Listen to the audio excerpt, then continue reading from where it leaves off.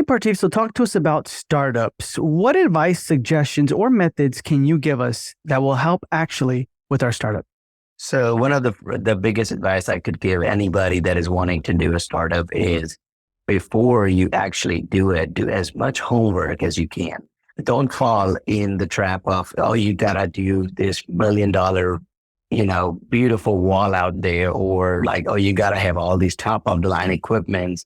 Do your homework, listen to people who have done it. Maybe ask every person you don't know that has done a successful startup. What would be the one thing that you would change if you had to redo it again? And that probably will give you enough to pick up from their mistakes. And that will help you a lot. Keep your overheads low. I cannot stress on that.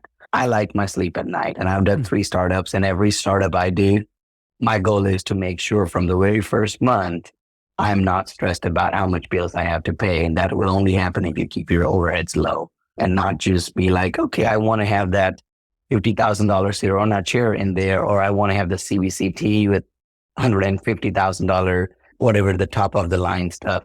I mean, if you can provide that service and if you're confident, for sure, go for it. That there's a lot of secondary market out there. There's a lot of other options out there that could help you save a lot.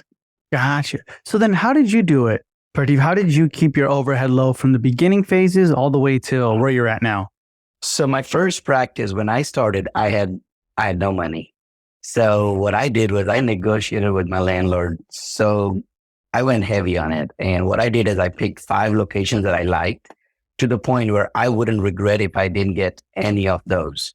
And then I went with all the 4 or 5 landlords and I said, this is what I'm getting. I put them against each other and said, whoever's giving me the best deal, I'm going with them. I got my best offer. I started with them. What I did is I had the space for 5 chairs, but instead I just started with 3 chairs, got those running, offer services that patients wanted. Customer service was absolutely something that I believe in a lot. So that helped a lot. And I'm in a very high saturation area.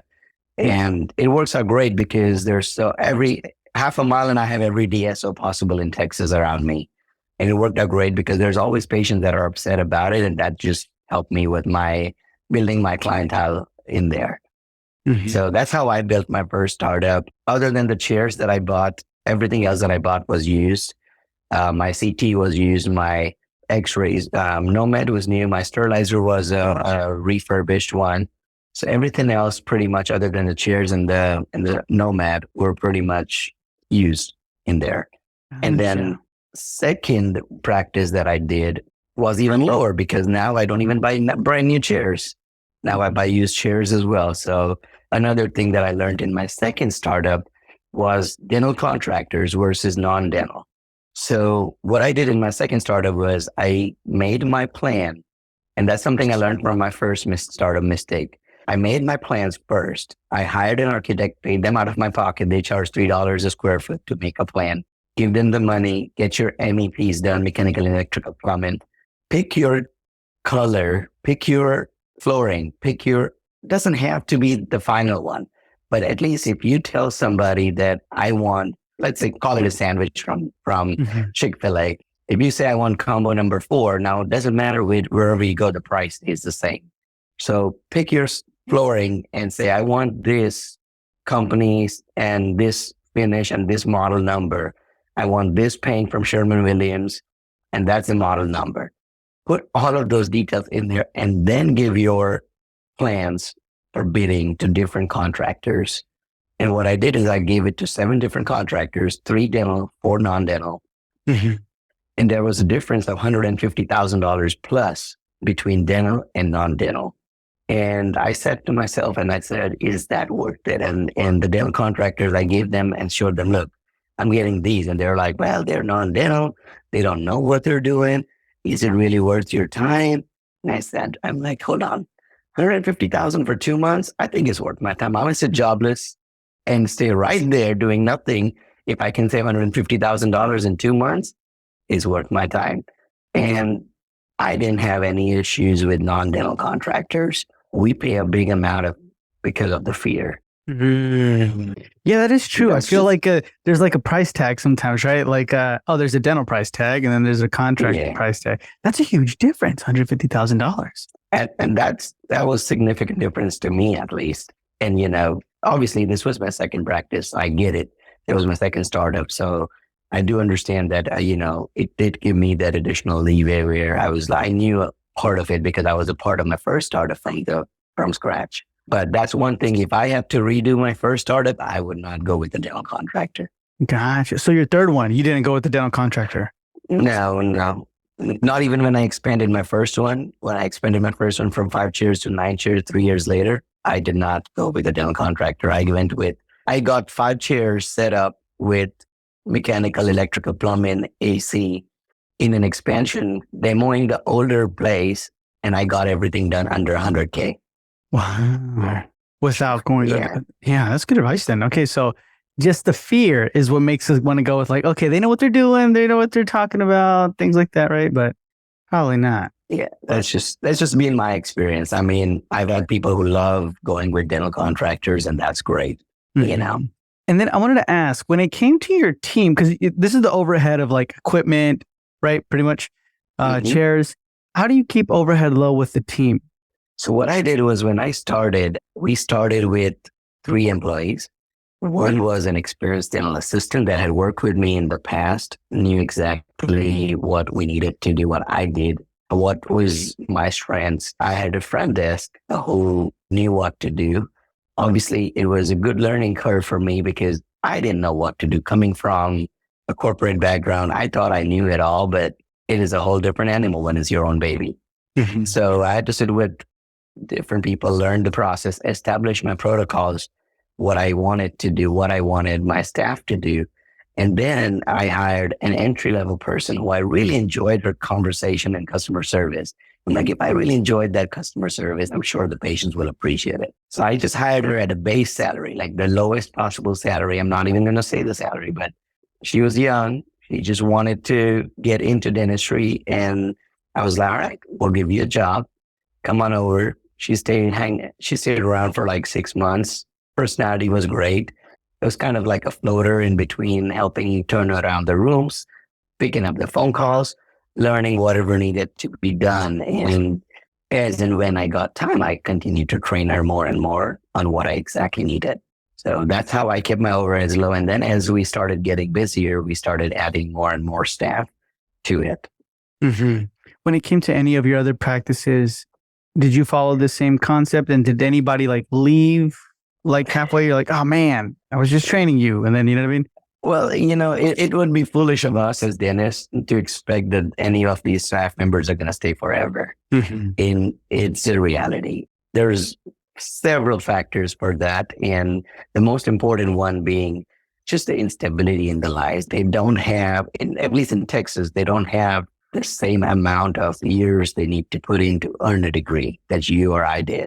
They don't have the same amount of efforts they put in to going to school to get the degree. So it's easy for them to switch careers. And I mean, literally, Chick-fil-A probably offers more than what you offer in Texas for dental assistants or for staff. So it's a big part is about being prepared for that. And if you have your systems and protocols in there, it doesn't matter who comes in and who goes.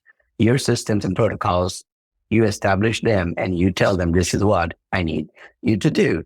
And at that point, anybody comes in and anybody leaves. It's pretty straightforward. This is my protocol. This is what I want you to do. In the interview itself, can you do this? I'll train you, but can you do this? If they say yes, train them. They go out, they leave, that's fine. Get somebody else in the same protocol. Don't get disheartened by the fact and don't expect people to stay here forever. Yeah. So follow your protocols that you're making pretty much, right? Right. Follow your protocols. You set your rules. It's your baby. You decide what they eat, what they, where they play, what they wear. That's your call. When that's why you're making your own practice, right? That's why you're starting your own practice because you want to be in charge. Yeah. So you may not be right every time. You may learn that, oh, you know what? Crap, I made a mistake. I should have done it this way. But that's the whole point. That's the whole part that I love about startups. And that's what I enjoy about it, that you make your mistakes, you learn from it, and you grow out of it. Yeah, that's true. Okay. So then besides the dental contractors, what would be the one thing that you would change?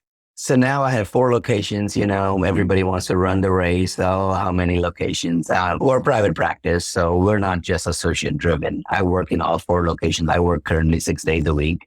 And if I had to redo everything, I would probably get $1 million building in the center of Houston and just have like 30 chairs down there. But again, that's just me saying because of where we're at today. But no. Yeah.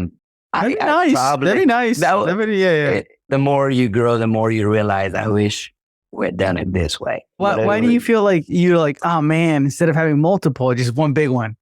Doing dentistry is a piece of cake. Mm-hmm. Managing people is the biggest headache, and nobody's going to take care of your baby the way you would. So getting a manager, you could get the most experienced manager. You could get somebody to take entire thing off of you, but at least I haven't met those that take all the burden off of you and still treat it like if it's their baby and can be on the same level as you. Mm-hmm. Yeah. So you feel like those managers. You feel like right now with the 4 that you have, if you had one, you'd be there and you'd give it. You're like, I can oversee. Hey guys, I'm here. You know what I mean? Like I'm here. Don't pull any crap on me, kind of thing. Like we're here. Owner's here. But with 4, it's like he's not here today. We tried our best, Parthiv, but this is what happened. You're like, did you? Is that how it feels? Exactly. And sometimes it's like some of those things where you're like, come on, really? But anyways, I mean, that's a part of our job, and that's a part of the challenge of owning a practice, whether you have 1 or you have 4. We're going to come across those situations. So that's definitely one of the situations. And probably another one would be, I bought 3 brand new chairs when I did my first startup, and then I added 2 brand new after to match them, all 5. But that would be something that I would change. I would not have brand new chairs at all. I would buy used chairs, spend $500 to change the upholstery on it and get them going. I mean, it's just not worth it. Spending $15,000 on a chair is just not worth it when you can get the same stuff for less than $5,000. Gotcha. So that's what you think like the good number is, like 5,000 or less on a chair. Especially if it's a good quality. Yeah, it's a good quality chair with all the bells and whistles, with the good LED light, couple stools, doctor and assistant delivery packages. And I'm exaggerating when I say $5,000. Typically, they cost around $3,500 on an average, a good quality one. They come with 1 year warranty and a lot of times. But, if you buy directly from a doctor to doctor, it's even better. The biggest problem that I see amongst us dentists is that we trust the salespeople more than we trust each other. Mm-hmm. That's true. So if a doctor comes and says he wants to sell this to you, you're going to be like, but what if there's something wrong? But the same thing, a sales guy comes and sells you the exact same thing. You're like, but this guy is warrantying it. So we're essentially saying, I'll take a word off a sales guy over a doctor. I don't know. I never thought about that. Interesting. Okay. Good insight, Parthiv. I appreciate it, man. Thank you so much for your time. And if anyone has further questions, you can definitely find them on the Dental Marketer Society Facebook group, or where can they reach out to you directly? I am pretty available on my Instagram. It is Charm Dental Care. That's our company's Instagram that I manage. And also, if anybody has questions and wants to talk to me, I'm happy to get on the phone. That's absolutely available there too. The 2 probably the easiest ways to get me, Instagram and phone. Awesome. All righty, guys. So that's going to be in the show notes as always. And Parthiv, thank you so much for being with me on this Monday morning marketing episode. Hey, absolute pleasure. And Michael, I'll tell you this though. Every time I hire somebody new that is in the forefront of it, or that somebody is helping me with marketing, I tell them to go up on YouTube and listen to Michael Arias and learn from them. And I personally have learned a lot from your startup groups, even though my first startup was before you guys started the group, but I'm a part of it, and it's an ongoing journey, and you learn a lot. So thank you so much for whatever you guys are doing and supporting dentists, and where I'm happy if I can help anybody, I'm happy to help. Awesome, man. I appreciate your time. Thank you so much. Yes. Thank you again. Take care.